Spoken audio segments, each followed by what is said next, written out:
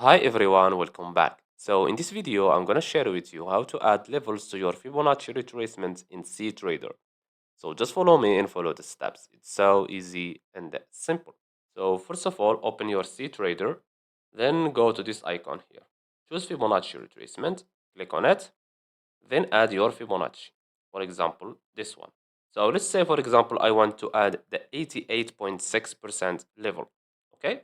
So all you have to do is hover over this line here, right click, and click on the settings here. Now, as you can see, we have here 88.6%. All you have to do is just click on it here. Okay.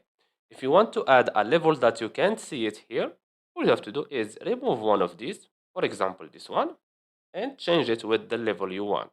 Okay, it can be anything. Okay, I think that you get the idea. Now make sure that you click on this one, set as default for object. And now let's click on OK. And as you can see, this is our new level, 88.6%.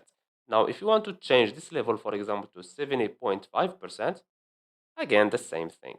Right click, settings, and you can change this one to 70.5.